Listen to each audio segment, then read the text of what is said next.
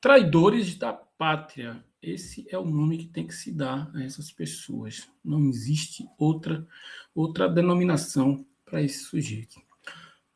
O Flávio Bolsonaro foi aos Estados Unidos pedir taxação e lei Magnitsky contra autoridades do Brasil e a taxação contra toda a população brasileira. Como a taxação não funcionou muito bem, a ideia da taxação não repercutiu bem na sua campanha, ele mandou uma cartinha para Marco Rubio pedindo para que não taxasse pelo menos até as eleições. Olha só que absurdo.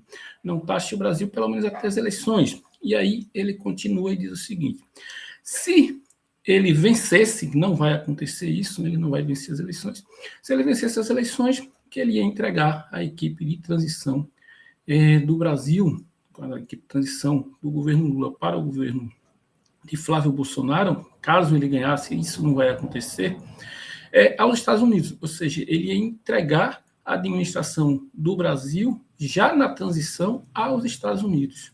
Eu venho dizendo aqui o tempo todo, Flávio Bolsonaro não é candidato a presidente, o pré-candidato à presidência do Brasil. Ele é candidato a gerente de Donald Trump aqui no Brasil. Simplesmente assim. E se isso não for traição à pátria, não se sabe mais o que é traição à pátria. O outro sujeito traidor da pátria é o Sóstenes Cavalcante. Ele conseguiu o absurdo de recorrer de uma decisão de um ministro do Supremo Tribunal Federal, e não foi o ministro indicado pela esquerda, pelo PT, foi o ministro indicado pelo Bolsonaro, terrivelmente evangélico André Mendonça, que tomou uma decisão judicial, e o Sóstenes Cavalcante foi recorrer aonde? Na Embaixada dos Estados Unidos.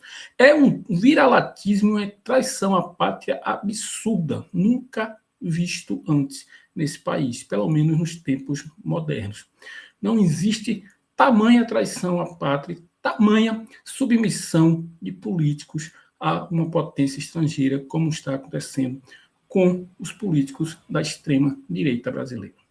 Sóstenes Cavalcante, Flávio Bolsonaro, já está lá nos Estados Unidos trabalhando contra a pátria brasileira, o Eduardo Bolsonaro, e ainda assim esse sujeito chega a ter 30% das intenções de voto. Um absurdo, né?